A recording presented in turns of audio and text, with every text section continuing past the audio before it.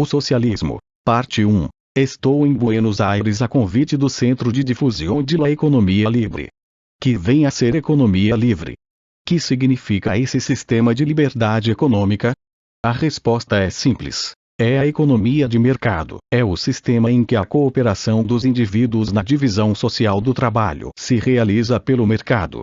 E esse mercado não é um lugar. É um processo, é a forma pela qual, ao vender e comprar, ao produzir e consumir, as pessoas estão contribuindo para o funcionamento global da sociedade. Quando falamos desse sistema de organização econômica, a economia de mercado, empregamos a expressão liberdade econômica. Frequentemente as pessoas se equivocam quanto ao seu significado, supondo que liberdade econômica seja algo inteiramente dissociado de outras liberdades, e que estas outras liberdades, que reputam mais importantes, possam ser preservadas mesmo na ausência de liberdade econômica. Mas liberdade econômica significa, na verdade, que é dado às pessoas que a possuem o poder de escolher o próprio modo de se integrar ao conjunto da sociedade. A pessoa tem o direito de escolher sua carreira, tem liberdade para fazer o que quer. É óbvio que não compreendemos liberdade no sentido que hoje tantos atribuem à palavra. O que queremos dizer é antes que, através da liberdade econômica, o homem é libertado das condições naturais. Nada há, na natureza, que possa ser chamado de liberdade. Há apenas a regularidade das leis naturais, a que o homem é obrigado a obedecer para alcançar qualquer coisa. Quando se trata de seres humanos, atribuímos à palavra liberdade o significado exclusivo de liberdade na sociedade. Não obstante, muitos consideram que as liberdades sociais são independentes umas das outras. Os que hoje se intitulam liberais têm reivindicado programas que são exatamente o oposto das políticas que os liberais do século XIX defendiam em seus programas liberais. Os pretensos liberais de nossos dias sustentam a ideia muito difundida de que as liberdades de expressão, de pensamento, de imprensa, de culto, de encarceramento sem julgamento podem, todas elas, ser preservadas mesmo na ausência do que se conhece como liberdade econômica. Não se dão conta de que, num sistema desprovido de mercado, em que o governo determina tudo, todas essas outras liberdades são ilusórias, ainda que postas em forma de lei e inscritas na Constituição. Tomemos como exemplo a liberdade de imprensa. Se for dono de todas as máquinas impressoras, o governo determinará o que deve e o que não deve ser impresso. Nesse caso, a possibilidade de se publicar qualquer tipo de crítica às ideias oficiais torna-se praticamente nula.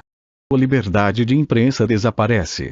E o mesmo se aplica a todas as demais liberdades. Quando a economia de mercado, o indivíduo tem a liberdade de escolher qualquer carreira que deseje seguir, de escolher seu próprio modo de inserção na sociedade. Num sistema socialista é diferente. As carreiras são decididas por decreto do governo. Este pode ordenar às pessoas que não lhe sejam gratas, aquelas cuja presença não lhe pareça conveniente em determinadas regiões, que se mudem para outras regiões e outros lugares. E sempre há como justificar e explicar semelhante procedimento. Declara-se que o plano governamental exige a presença desse eminente cidadão a 5.000 milhas de distância do local onde ele estava sendo ou poderia ser incômodo aos detentores do poder. É verdade que a liberdade possível numa economia de mercado não é uma liberdade perfeita no sentido metafísico. Mas a liberdade perfeita não existe. É só no âmbito da sociedade que a liberdade tem algum significado. Os pensadores que desenvolveram, no século XVIII, a ideia da lei natural, sobretudo Jean-Jacques Rousseau, acreditavam que um dia, num passado remoto, os homens haviam desfrutado de algo chamado liberdade natural. Mas nesses tempos remotos os homens não eram livres, estavam à mercê de todos os que fossem mais fortes que eles mesmos. As famosas palavras de Rousseau: o homem nasceu livre e se encontra acorrentado em toda parte, talvez só em bem, mas na verdade o homem não nasceu livre. Nasceu como uma frágil criança de peito. Sem a proteção dos pais, sem a proteção proporcionada a esses pais pela sociedade, não teria podido sobreviver. Liberdade na sociedade significa que um homem depende tanto dos demais como esses dependem dele.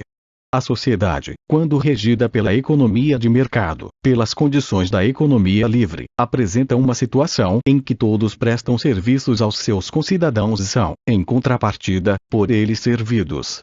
Acredita-se que existem na economia de mercado chefões que não dependem da boa vontade e do apoio dos demais cidadãos.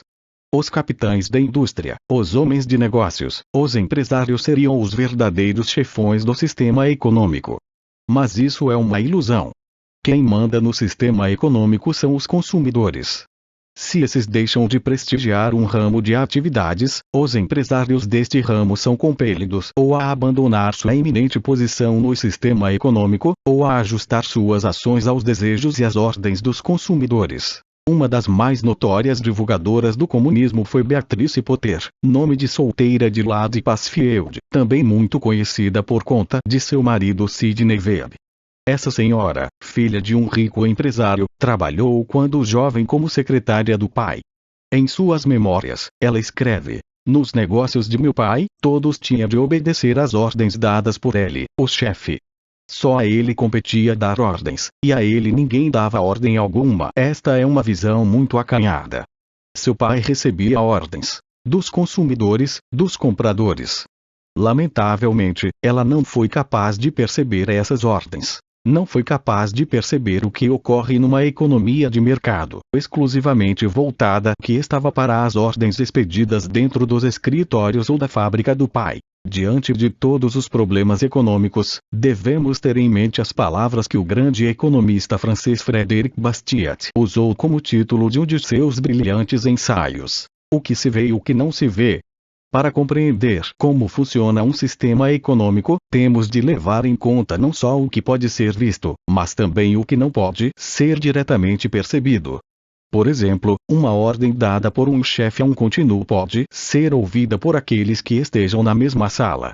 O que não se pode ouvir são as ordens dadas ao chefe por seus clientes. O fato é que, no sistema capitalista, os chefes, em última instância, são os consumidores.